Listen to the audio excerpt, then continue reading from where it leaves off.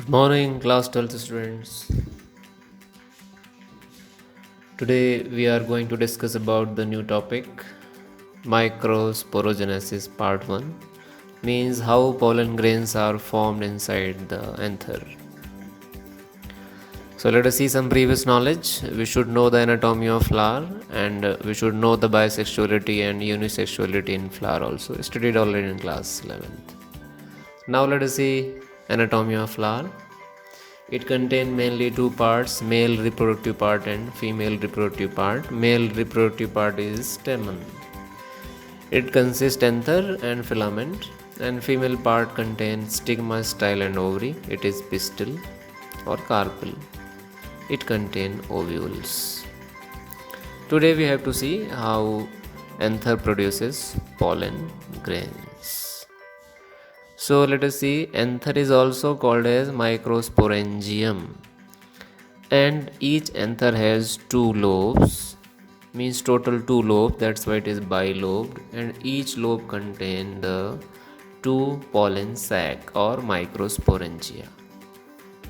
Downside you can see four microsporangia are there, and each microsporangia, if I magnify, you can see here.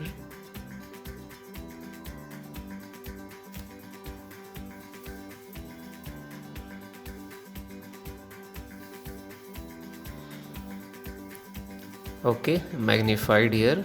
So each microsporangia is covered with main four layers. You see, outer layer epidermis, then endothecium, middle layer tapetum, and then innermost layer which is dotted with pink dots. It is actual pollen mother cells or microspore mother cells. Actually these produces pollen grains inside the anther. So let us see how a single pollen mother cell change into pollen grain. So a single pollen mother cell, it is present in sporogenous tissue inside the pollen grain, anther, and then it undergoes to first meiotic cell division and it produces two haploid cells. In case of meiosis, cytokinesis do not take place, so both cells get connected to each other. Now second meiosis cell division takes place and they are also not separated, and group of four cells is created and each is haploid.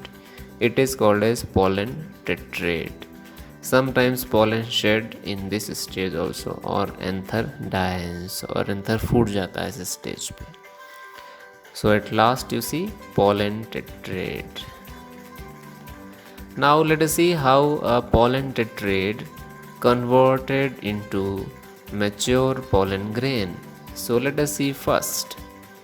So the first cell at upper topmost right hand side, you see one cell, one nucleus, it is N. It increases its size, vacuoles are formed, then mitosis cell division takes place and one nucleus divided into two. Cell is internally also divided into two. One becomes very big and another is small. The bigger one is vegetative, and smaller than generative. You can see the whole story in this picture also.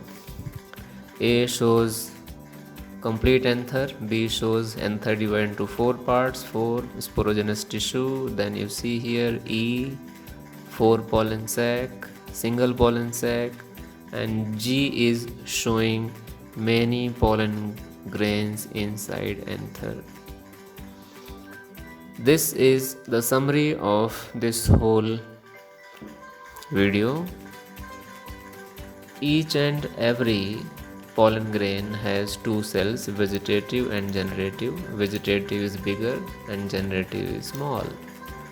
Vegetative has abundant food reserve because it needs to form pollen tube, and it floats in cytoplasm of vegetative cell. Who? Generative cell. Actually it is the gamete cell. 60% of angiosperm pollen grain means shed off or they reach to stigma in two cell stage. and rest they may be of 3 cell stage.